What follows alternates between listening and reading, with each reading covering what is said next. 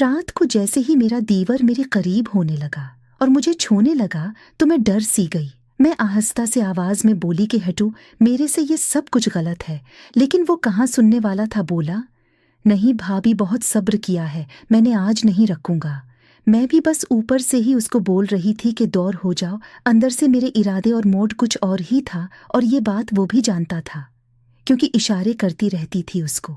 मैंने उनसे कहा कि मुझे दीवर की परेशानी हो रही है, उस पर क्या गुजर रही होगी इस बात की वजह से।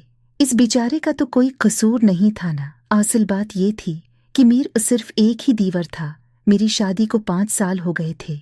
मेरी सास को फौत हुए 3 साल हो चुके थे। मेरी कोई नंद नहीं थी।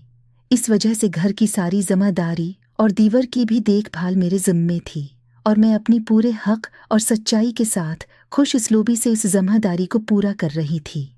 अब मेरे दीवर की शादी की उम्र हो गई थी, पर मसला ये हो रहा था कि दीवर का जहां रिश्ता करते अगले दिन ही इनकार हो जाता, क्योंकि एक तो मेरे दीवर को कम सुनाई देता था, उसको कानों में मसीला था। उस वजह से उसने अचानक दिखा देकर मुझे पीछे रखी कर्सी पर गिरा दिया। वो मेरे नजदीक आकर मुझे कान से पकड़कर मुझ पे झुक गई, फिर थोड़ी से पकड़कर मेरा चेहरा उठाया। इसकी चिवंगम की खुशबू मेरे निथनों से टिकरा रही थी।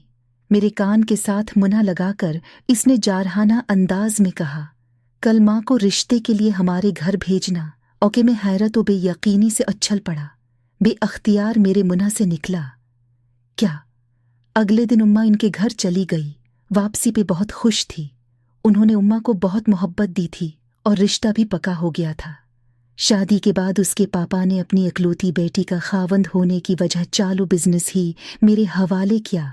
आजकल मैं ससुर की दी हुई मंडी मोड़ पे चाट समोसे की छोटी सी दुकान चला रहा हूँ। खुदा का है, अच्छा गुजारा हो रहा है। और मेरे ससुर ने उन दिनों लारी अड्डे के बाहर पकोड़ों की रेढ़ी लगा रखी है।